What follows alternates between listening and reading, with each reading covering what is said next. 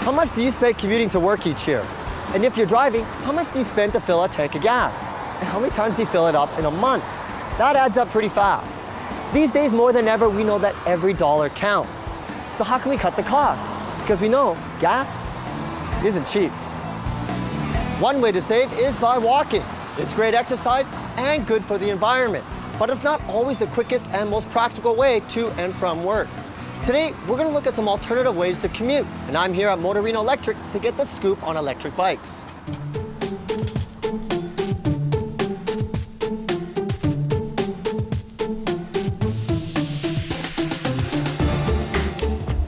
So I'm here with Steve Miloshev, the owner of Motorino. Steve, you got us this display here. Explain to me how an actual electric bike works. Well, an electric bike has a motor, battery, controller, control unit, and interface that connects them all together. So the controller is the unit between the battery and the motor. So kind of like the brains of the... Exactly. And then it's getting controlled by a throttle. And the throttle is the unit that you can control it proportionally to the speed. What kind of customers are buying electric bikes right now? Well, 10 years ago when we started, people were thinking that they're for people with impaired mobility, but this one changed.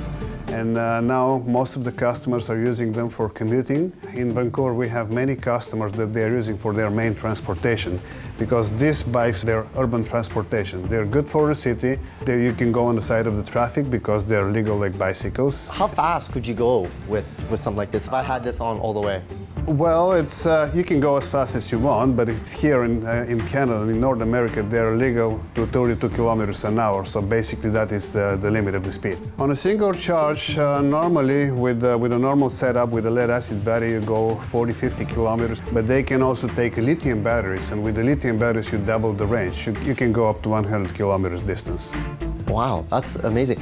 What about charging? How long does it take to do a full charge?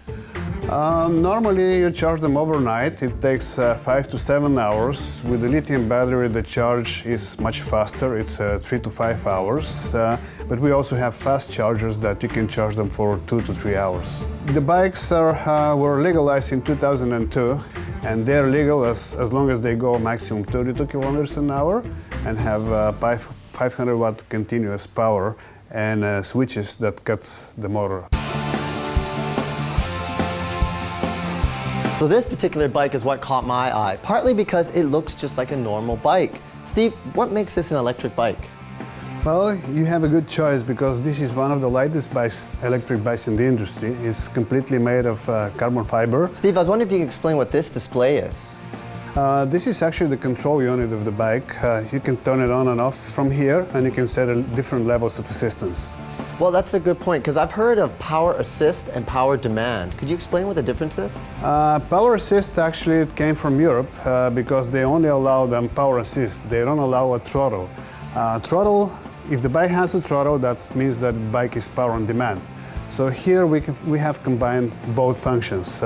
You can use the bike as a power assist bike, or you can use it as a power on demand. When you're pressing the throttle, it works like a power on demand bike. Well, we came here to learn about electric bikes, but I don't think I'm going to leave until I get a test drive. Do you mind if I take this baby for a spin? Sure, let's go. All right, let's do this.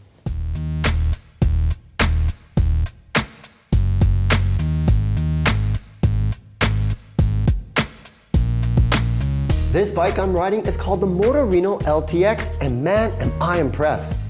It feels just like a normal bike with 24 gears, and other than a bit of extra weight from the battery, it feels no different. Hydraulic suspension and disc brakes, just as you'd expect. The throttle is a lot of fun, and I really like having the power assist on here as well. Boy, do I wish I had something like this when I had a paper route. With the buttons and switches though, I was worried it might be too complicated to control while I was on the road. Turns out I was worrying for no reason. I can't believe how easy this is. This makes bike riding a piece of cake. I'm not even breaking a sweat. I like the fact that you have 3 modes. I can use low when I want some assistant pedaling, but if I'm really feeling lazy, I can just put it on high and hit the throttle, and away I go. Either way, this makes bike riding a piece of cake.